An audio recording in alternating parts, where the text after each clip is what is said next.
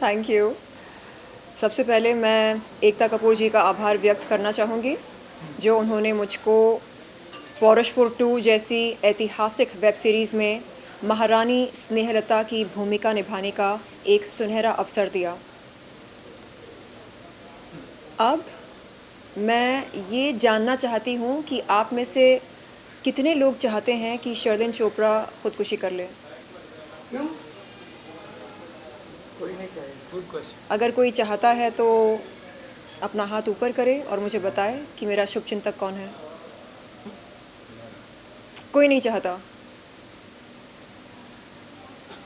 दरअसल बात यह है कि आए दिन मैं देख रही हूँ कि कुछ मीडिया के लोग अभद्र हेडलाइन बनाकर मेरे बारे में मनगढ़ंत बातें लिख रहे हैं, मेरी इज़्ज़त को उछालने की कोशिश कर रहे हैं, इज़्ज़त की धज्जियाँ उड़ाने की कोशिश कर रहे हैं। तो मैं आप तमाम मीडिया वालों से कहना चाहूँगी कि किसी भी महिला को, चाहे वो पुलिस अफसर हो, लॉयर हो, डॉक्टर हो, काम वाली बाई क्यों ना हो, बाजारू औरत क्यों ना हो, किसी भी महिला को इस कदर जलील ना करें कि वो मजबूरन आत्महत्या करने के बारे में सोचे। मैं बहुत स्ट्रॉन्ग हूँ और मुझे लगता है कि जिस लड़की ने किडनी फेलियर को मात दिया हो, पुनर्जन्म लेकर जो एक ऐतिहासिक वेब सीरीज़ में एक ऐतिहासिक भूमिका के रूप में आपके सामने ख़ुद को पेश कर सकती है, वो कुछ भी कर सकती है लेकिन अपनी जान नहीं ले सकती। तो आपसे निवेदन है कि आप किसी भी महिला के बारे में अभद्र लिखने के बजाय पहले ये सोच लें कि अगर आपकी माँओं के बारे में, बेटियों के बारे में, बहनों के बारे में कोई अभद्र टिप्पणी या अश्लील टिप्पणी करे तो आप कैसा महसूस करेंगे? क्या आपका खून नहीं खौलेगा? क्या आपको गुस्सा नहीं आएगा? क्या आपको उसे लाफा मारने का मन नहीं करेगा? बिल्कुल करेगा। तो फिर ये नाइंसाफ़ी क्यों मेरे साथ?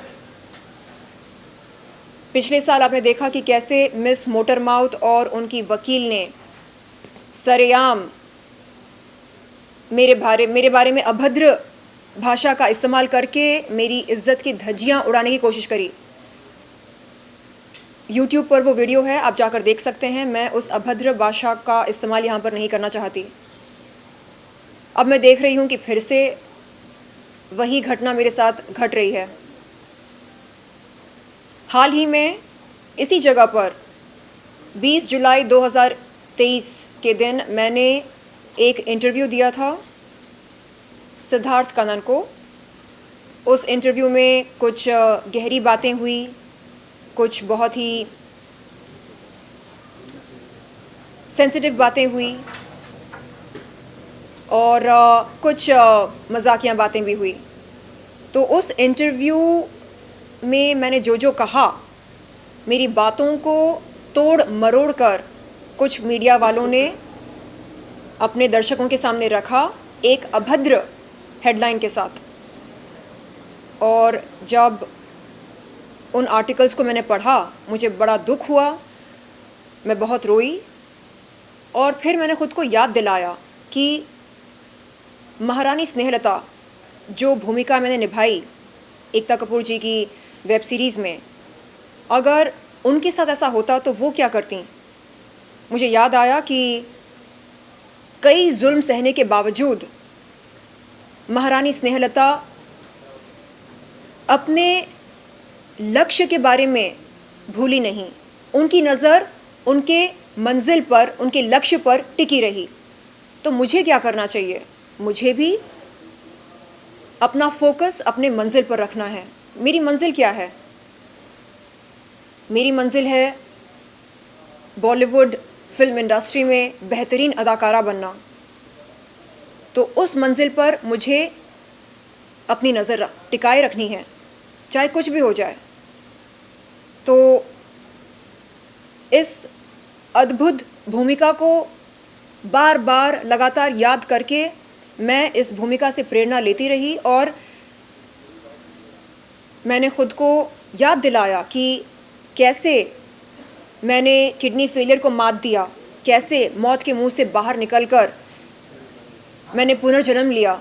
तो जो लड़की इतनी स्ट्रॉन्ग होती है असल ज़िंदगी में, उसे क्या कोई अभद्र न्यूज़ आर्टिकल परेशान कर सकता है? क्या मुझे विचलित कर सकता है? नहीं। और अगर मैं ऐसे अभद्र आर्टिकल्स को खुद को विचलित होने दूं, तो फिर जीना मुश्किल हो जाएगा। दरअसल बात यह है कि सिद्धार्थ कनन ने मेरे सामने एक 15 या 16 साल पुराना इंटरव्यू का जिक्र किया और उस इंटरव्यू में जो बात मैंने कही थी उस बात को मेरे सामने रखकर पूछा कि क्या मैं उस बात के बारे में कोई टिप्पणी देना चाहूँगी, क्या कोई क्लैरिटी देना चाहूँगी। तो मैंने कहा कि उस समय मेरा रिश्ता हैदराबाद के एक बहुत बड़े पॉलिटिशियन के बेटे के साथ था और उस रिश्ते में मैं नाखुश थी, क्योंकि उस रिश्ते में रहकर मुझे ऐसा लगने लगा कि मेरा प्रेमी सिर्फ़ और सिर्फ जिस्मानी ताल्लुक़ात में दिलचस्पी रखता है, प्यार, इश्क, मोहब्बत में नहीं।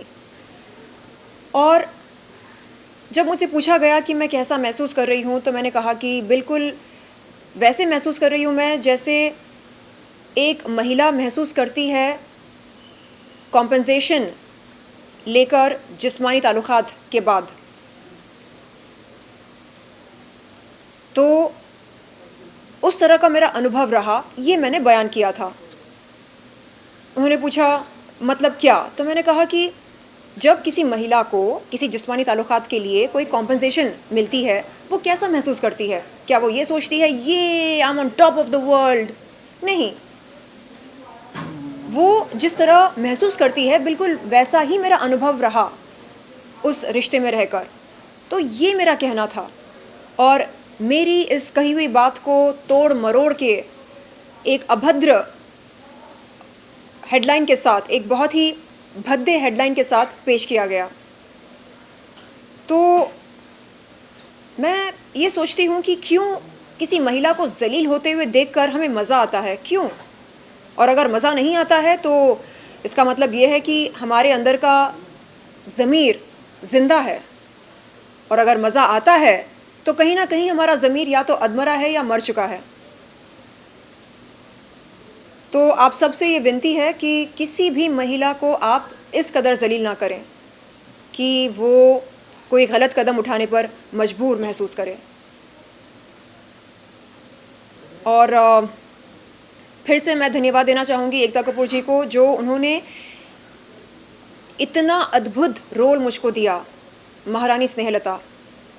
कल अगर महारानी स्नेहलता के बारे में मैं ना सोचती तो शायद कुछ गलत कदम उठा बैठती, क्योंकि कल मैं बहुत रोई, बहुत छोटा महसूस किया मैंने ख़ुद को।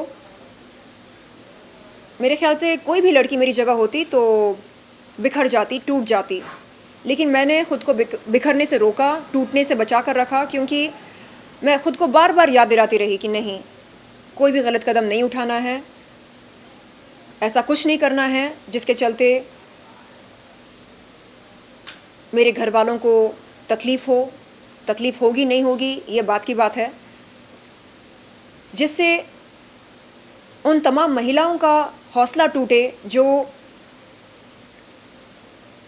कुछ ना कुछ मानती हैं मुझको, जिन्हें लगता है कि हाँ, अगर शर्लिन चोपड़ा ज़िंदगी में आगे बढ़ सकती है तो हम भी आगे बढ़ सकते हैं।